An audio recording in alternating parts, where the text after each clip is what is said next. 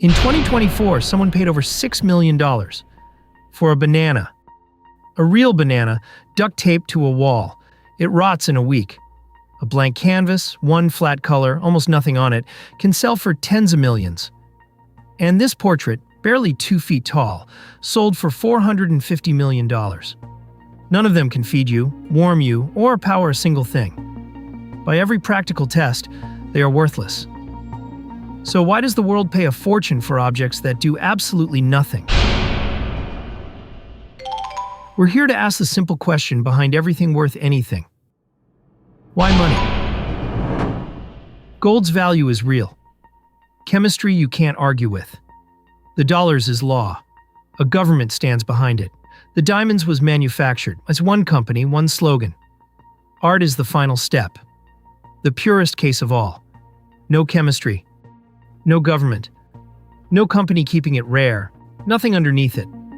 If the diamond was a story wrapped around a rock, art is that story, with the rock taken away.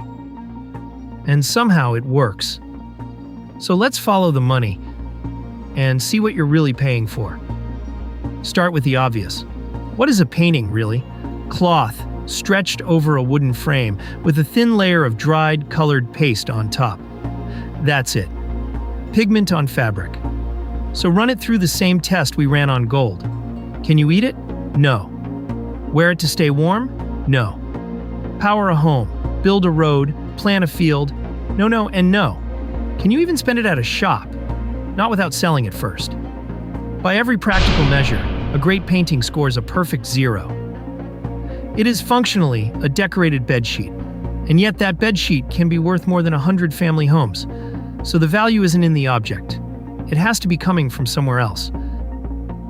So if the price isn't in the paint, where does it live?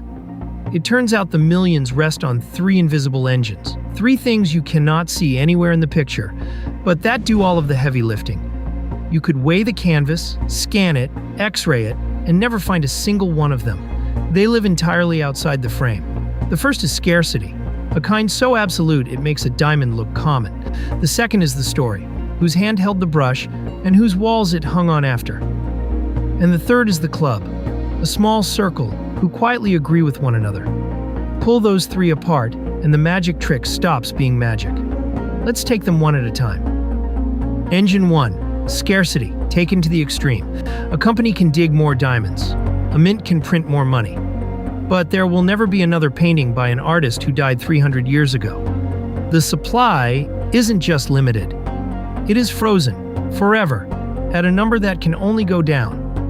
Every fire, every flood, every lost canvas makes the survivors rarer still. So when the world grows richer, and more people want a real Vermeer, and only 30-odd exist, demand climbs while supply cannot move an inch. Price is simply where those 2 lines meet. And when one of them is a vertical wall, the price has only one direction it can go, straight up. Engine 2, the story. And this is the strange one. Picture 2 paintings, side by side. Same size, same paint, the same skill. One is by a famous name. The other by someone history forgot. The first might sell for $100 million. The second for a few $100s. The canvases are identical. The only difference is a name and a paper trail. Who made it? Who owned it? Who will swear that it's real? That trail even has a fancy word. Provenance. And that trail is everything. Lose the paper and you no longer own a Rembrandt. You own a very nice old painting by nobody. So, here's the punchline. The name and the story aren't just part of the value. They are the value. Strip the name away, and the very same canvas is just decoration. Keep it, and a rectangle of cloth can outsell a house. When you buy a great painting, you aren't really buying a picture at all. You're buying a certificate, a shared promise. That says this picture matters. The paint is almost a souvenir. What truly changes hands for all those millions is the agreement wrapped around it. If that sounds like an exaggeration, the forgers proved it for us. One painter faked the work of a master so perfectly that the world's top experts declared it genuine, and museums paid fortunes for it.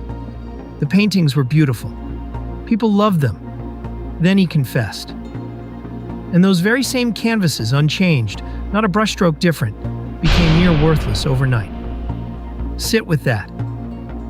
The object didn't change at all. Only the story behind it did. The paint was always just paint. It's the lab-grown diamond all over again, identical in every way you can see, and yet the market only cares about the part you can't. The name, the story, the agreement. Engine 3, the club. A diamond at least has a price most people roughly agree on. But who decides that a painting is worth 90 million? Not you. Not the public. A very small circle does.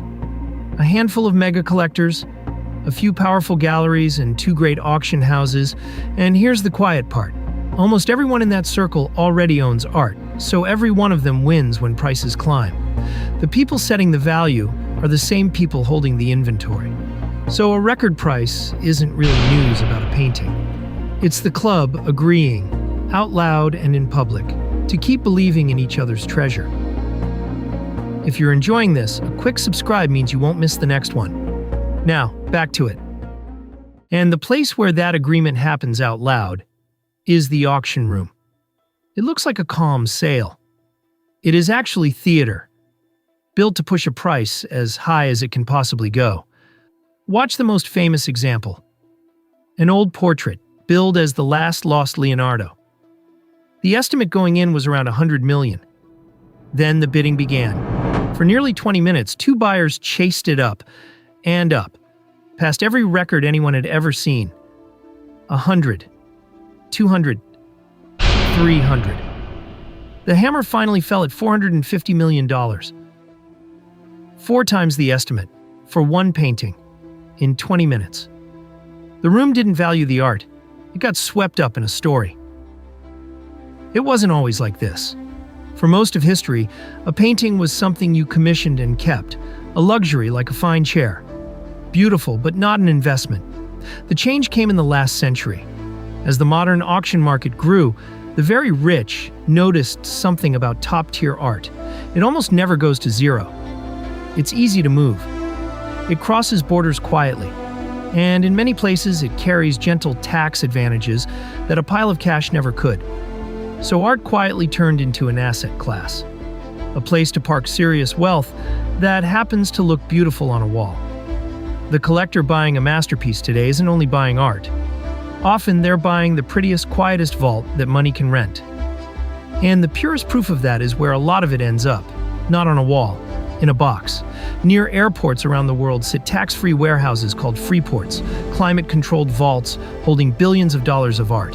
In the dark, seen by almost no one, a painting can be bought, sold, and borrowed against without ever leaving its crate. It becomes pure stored value, moved across the planet in a wooden box, handed from owner to owner, while a bank never blinks. Think how far that is from beauty. The greatest art humans ever made, sealed in a windowless room. Not to be looked at, but to hold a price. And that record-breaking Leonardo? Its story has a twist that says everything. Since that night, serious experts have argued it may not really be a Leonardo at all, perhaps mostly painted by his assistants. And the painting itself has vanished from public view. No museum, no wall. Last rumored to be locked away, unseen, possibly on a boat. So sit with this. Someone paid $450 million for a name that might be wrong, attached to a painting that no one is allowed to see. It might be a fake. It's in a box somewhere.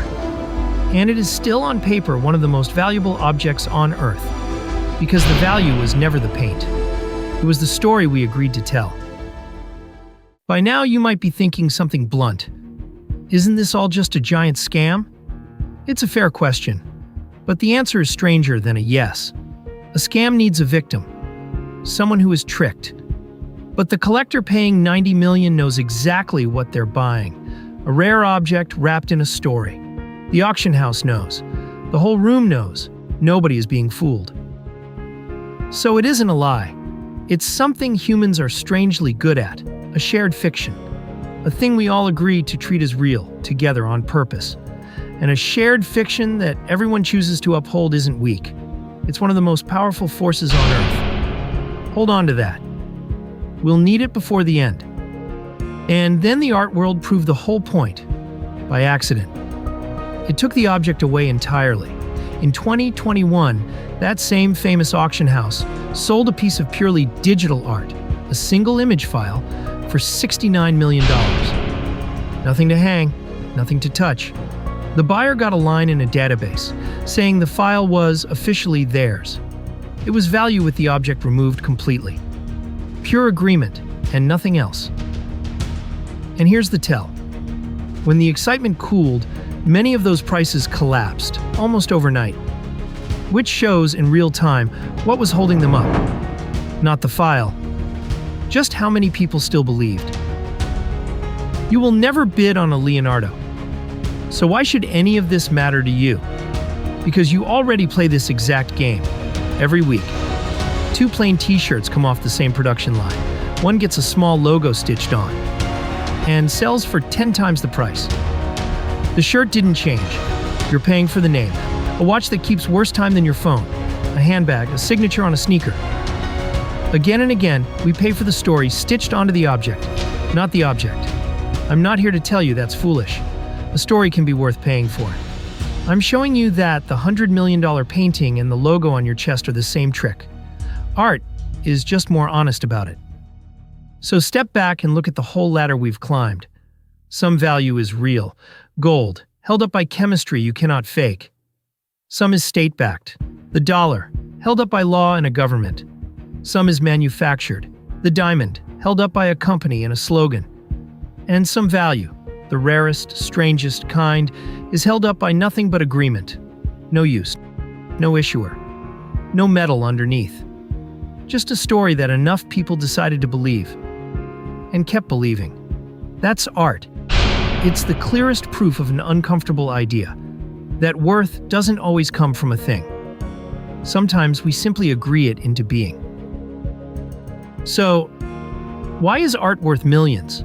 Not because of the paint, not even because of beauty. A painting is worth millions because a rare object, a powerful story, and a small circle of believers all lined up at once. And enough people agreed to keep them there. It is value resting on belief and nothing else. The most fragile foundation there is, and somehow one of the most powerful. Take the belief away and the millions evaporate, and the paint can't save it. The price was never in the canvas. It was in us, in a story we told, and kept telling until it came true.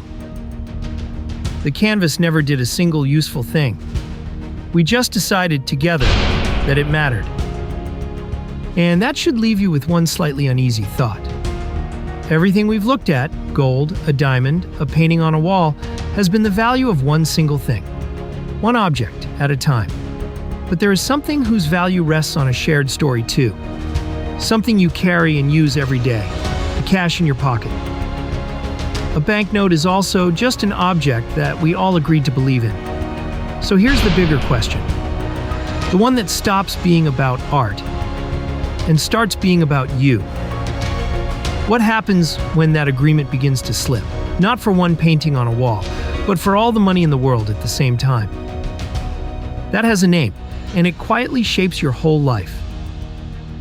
If you like this one, hit like and subscribe. Got a topic you want us to decode? Drop it in the comments. We're here to answer the simple question behind everything. Why money?